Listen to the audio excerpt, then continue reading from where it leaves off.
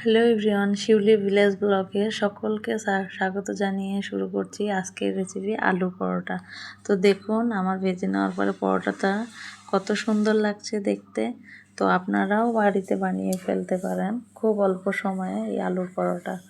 এর সঙ্গে নিয়ে নিয়েছি খাওয়ার জন্য একটু টমেটো সস। তো দেখুন কিভাবে বানাচ্ছি। একটা নিয়েছি বোলের মধ্যে নিয়েছি 1 বাটি পরিমাণে আটা ময়দা মিক্সড করে 4 ভাগের 3 ভাগ দিয়েছি আটা আর 1 ভাগ দিয়েছি ময়দা। আর এর মধ্যে নিয়ে নিচ্ছি আমি 3টে আলু সেদ্ধ করে। দেখুন আলুটা যেন খুব ভালোভাবে সিদ্ধ হয়ে যায়। এবার এটাকে আমি গ্রাইন্ডার দিয়ে ভালো করে গ্রাইন্ড করে নিব, যাতে আলুর মধ্যে কোনো দলা দলা ভাব না থাকে।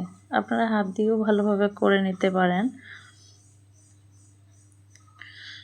এটা দিয়ে করলে কি হয়, তাহলে খুব ভালো করে হয়ে যায়, আলুটা মিশে যায়। না হলে হাত দিয়ে করলে পরে কি হয়, হাত দিয়ে করলে পরে দলা দলা ভাবটা অনেক সময় থেকে যায়। তো দেখুন আমার এক এক করে সবগুলো করা হয়ে গেছে, পুরোটা আমি দেখালাম না। এবার এর মধ্যে আমি দিয়ে দিব ভেজে রাখা পেঁয়াজ কিছুটা পরিমাণে দিয়ে দিচ্ছি। দেখুন এভাবে একটু ভেজে নেবেন আপনারাও। আর এর মধ্যে দিয়ে দিব লঙ্কা কুচি। আপনারা যেরকম ঝাল খেতে ভালোবাসেন সেরকম দিয়ে দিবেন। আর এর মধ্যে দিয়ে দেবো কিছুটা পরিমাণ ধনেপাতা কুচি। দেখুন আপনাদের পরিমাণ মতো আপনারা দিয়ে দিবেন। আর এর মধ্যে দিয়ে দিচ্ছি আমি লঙ্কা ভেজে রেখেছিলাম, সেটা একটু গুঁড়ো করে দিয়ে দিলাম। শুকনো লঙ্কা দিবেন, তাহলে কি খেতে দেখতে দুটোতেই ভালো লাগে। আর এর মধ্যে দিয়ে দেবো পরিমাণ মতো নুন। আপনারা আপনাদের আটা ময়দার পরিমাণ মতো নুনটা দিয়ে দেবেন। আমার সব কিছু দিয়ে দেওয়া হয়ে গেছে প্রায়। আর দিয়ে দেব 1 টেবিল চামচ রিফাইন অয়েল। এটা দিলে আটাটা মাখার সময় হাতে লেগে যাবে না। তো এবার এগুলো সবগুলো জিনিস একসঙ্গে ভালো করে মিশিয়ে নিব।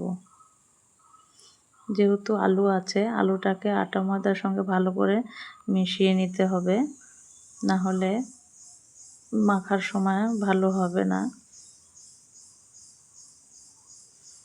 আলুটাকে দেখুন এভাবেই আপনারা ঘুরিয়ে ঘুরিয়ে মেখে নেবেন। আমি এভাবে মেখে নিচ্ছি। এবার এর মধ্যে দিব জল কিন্তু অল্প অল্প করে দিতে হবে আর মাখতে হবে। আপনারা অল্প অল্প করে দিবেন আর মাখবেন। আমি আবার কিছু পরিমাণ জল দিচ্ছি, আবার মেখে নিচ্ছি। আমার আর একটু জল দিলে হয়ে যাবে মনে হচ্ছে, আর একটু দিলাম। আবার এটাকে আবার মেখে নিব। দেখুন প্রায় হয়ে আসছে। এটাকে এবার ভালো করে মাখতে হবে। একবারে দিয়ে দিবেন না জলটা, তাহলে কিন্তু নরম হয়ে গেলে আর হবে না।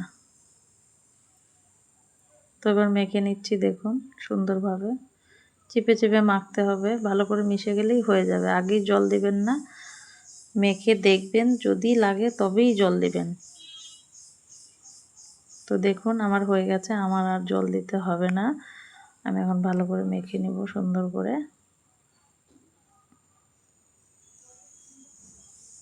দেখুন আমার মাখা প্রায় হয়ে এসেছে। এভাবে অল্প সময় বাচ্চাদের টিফিন বানিয়ে দিলে কিন্তু বেশ ভালোই। তো দেখুন এর মধ্যে দিয়ে দিব উপর দিয়ে আর 1 টেবিল চামচ তেল। তেলটা দিলে কি, তাহলে বাসনটার সঙ্গে লেগে যাবে না আটা ময়দাটা উপর দিয়ে দিলে। এবং আমি যখন এগুলোকে লেচি করব তখনও আমার হাতের সঙ্গে লেগে যাবে না। তো দেখুন আমার তেলটাও লাগিয়ে নেওয়া হয়ে গেছে পুরো ডোটার সঙ্গে। এবার দেখুন এভাবে মাখতে হবে, যাতে খুব নরম না হয়ে যায় আবার শক্তও না হয়ে যায়। এবার আমি লেচি করে নিচ্ছি। আপনারা রুটির গোলার থেকে আর একটু বড় মাপের লেচি করে নেবেন। এই লেচিটাকে হাতের 2 তালুর মাঝখানে রাউন্ড করে গোল করে নিতে হবে। দেখুন আমি এরকম সাইজ করেছি। আপনারা যেরকম বড় টাইপের খেতে চান সেরকম সাইজ করে নেবেন। তো দেখুন আবারও আরেকটা করে নিচ্ছি।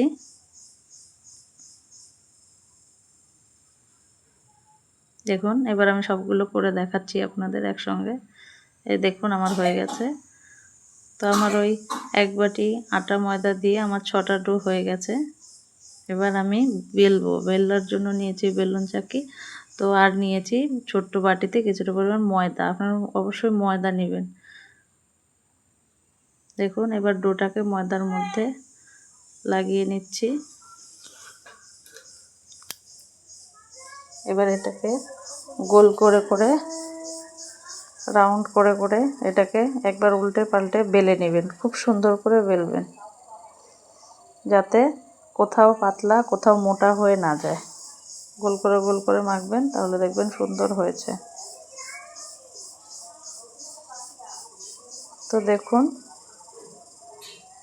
আমার কিন্তু প্রায় একটা বেলা হয়ে গেল। দেখছেন কিভাবে আমি বেলছি? ঠিক এভাবেই বেলতে হবে। দেখুন আমি এভাবে বেলছি। আপনারা যদি আরও মোটা খেতে চান তো মোটা করে নেবেন। আমার একটা হয়ে গেছে, এটা রেখে দিচ্ছি। এবার আরেকটা ডো নিয়ে নেব, এটাও ওই একইভাবে বেলবো।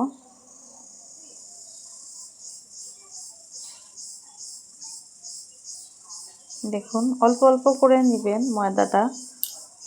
ময়দাটা যদি আপনার বেলার সময় আরও লাগে তো আবার দিয়ে নেবেন। রুটি যেভাবে বেলি সেভাবেই বেলতে হবে। দেখুন বেলছি।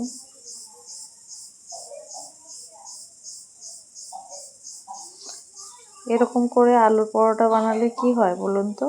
কোনো ঝামেলা হয় না, এর মধ্যে কোনো পুর ভরার কোনো ঝামেলা থাকে না। এবং সকালবেলা তো বাচ্চাদের টিফিন বানাতে গেলে অতটা টাইমও থাকে না, না? এর জন্য এভাবে বানিয়ে নিলে খুব ভালো হয়। তো দেখুন আমি আরেকটা নিয়ে বেলছি। আপনারাও কিন্তু বাড়িতে বানাতে পারেন বাচ্চাদের টিফিনে দেওয়ার জন্য কিংবা সকালের জলখাবারে।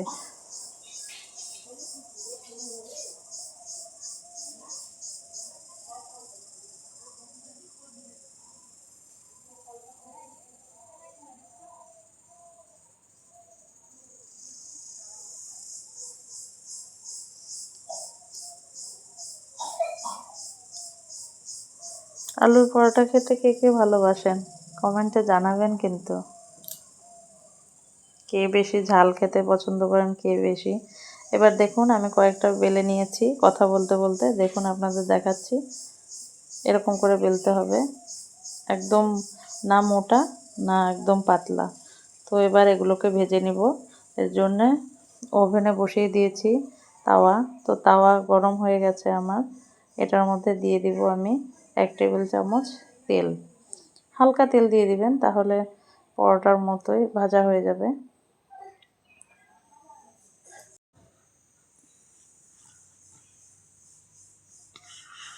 এবার তাওয়াটাকে আমি একটু ঘুরিয়ে নিয়েছিলাম। এবার তেলটাকে ছড়িয়ে দিচ্ছি খুন্তির সাহায্যে। এবার একটা একটা করে ভেজে নেব। তো প্রথমে একটা দিয়ে দিচ্ছি। দেখুন আমি দিয়ে দিয়েছি।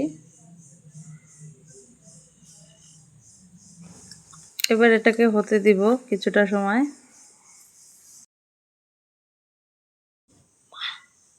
এবারে আমি উল্টে দিব, এক পাশটা দেখব হয়েছে কিনা। তো দেখুন এবার উল্টে দিচ্ছি।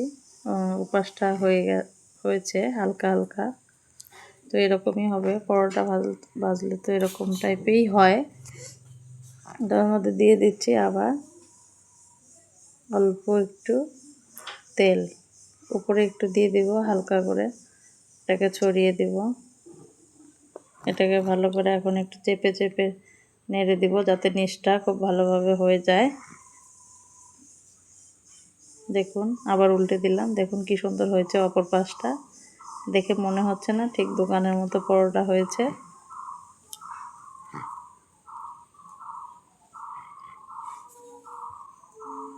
এই পরোটাটা হতে বেশি সময় লাগবে না, ওই হাইস্টলি একটা 20 থেকে 30 সেকেন্ড সময় লাগে ভাজতে। দেখুন আমার সুন্দর ভাজা হয়ে গেছে, প্রায় ফুলে গেছে। উপর পাশটা হালকা হালকা ফুলবে, আর দেখুন অপর পাশটা আরও সুন্দর হয়েছে দেখতে, তাই না বলুন? এবার এটাকে আমি উঠিয়ে নিব। দেখুন ভাজা হয়ে গেছে। দেখুন আপনাদের দেখাচ্ছি কতটা সুন্দর হয়েছে দেখতে।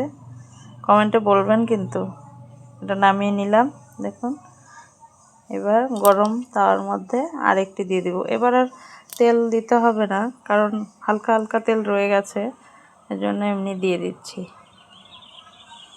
তো এখন সাইড দিয়ে হালকা একটু তেল দিতে হবে, তো দিয়ে দিলাম। এবার কিছুটা সময় দিব, এটা হয়ে যাবে নিচটা। তো নিচের পোর্শনটা হয়ে গেছে মনে হচ্ছে। এটা কিন্তু একদম হাই ফ্লেমেও ভাজা যাবে না, একদম লো ফ্লেমেও ভাজা যাবে না, হাই টু লো ফ্লেমেই ভাজতে হবে। এবার আমি উল্টে দিব। দেখুন অপর পাশটা অনেকটা সুন্দর হয়েছে। বেশি সময় লাগে না এক একটা ভাজতে, খুবই কম সময়ের মধ্যেই হয়ে যায়। তো দেখুন পিছনটা এভাবে একটু চেপে চেপে ধরবেন, তাহলে দেখবেন পিছন অপর পাশটাও সুন্দর হয়ে গেছে। দেখুন অপর পাশটাও সুন্দর ভাজা হয়ে গেছে। অল্প তেলে এইসব খাবারগুলো খেলে ভালো লাগে খেতে এবং পুষ্টিকরও আছে। আর উপরে একটু সামান্য একটু তেল আবার দিয়ে দিবেন। আবার উল্টে দিচ্ছি। দেখুন টেনে দেখাচ্ছি কতটা সুন্দর হয়েছে দেখতে। চেপে চেপে ভেজে নিচ্ছি।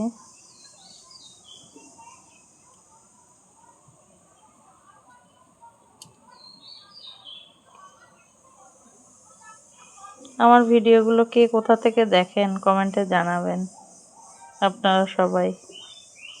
তো দেখুন এটাও নামিয়ে নিলাম, ভাজা হয়ে গেছে। এবার আরেকটা দিয়ে দিব, আরেকটা দিয়ে দিলাম।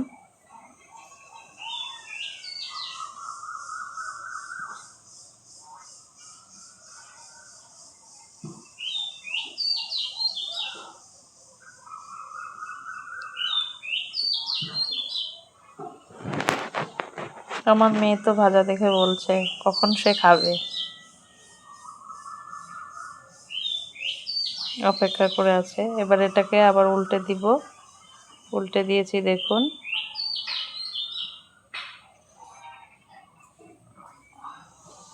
আর একটু তেল দিয়ে দিচ্ছি নিচের পোর্শনটাতে।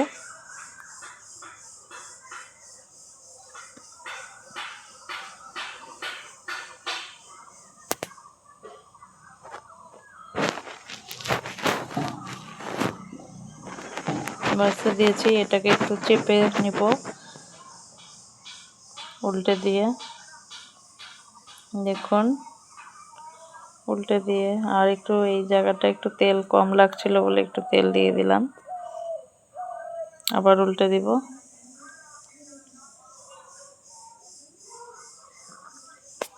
এটাও হয়ে গেছে। এটাকে আবার নামিয়ে দিব।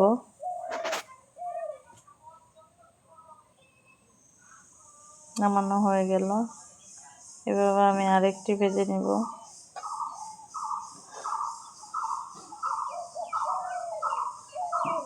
তো এইভাবে আমি অনেকগুলো ভেজে নিলাম। দেখুন এবার দেখাবো আপনাদের। দেখুন কত সুন্দর লাগছে দেখতে, খেতেও কিন্তু দারুণ হয়েছিল। আমার ভিডিও দেখে যদি আপনাদের ভালো লাগে তাহলে অবশ্যই আমার চ্যানেলটিকে লাইক, কমেন্ট এবং সাবস্ক্রাইব করে পাশে থাকবেন। টাটা।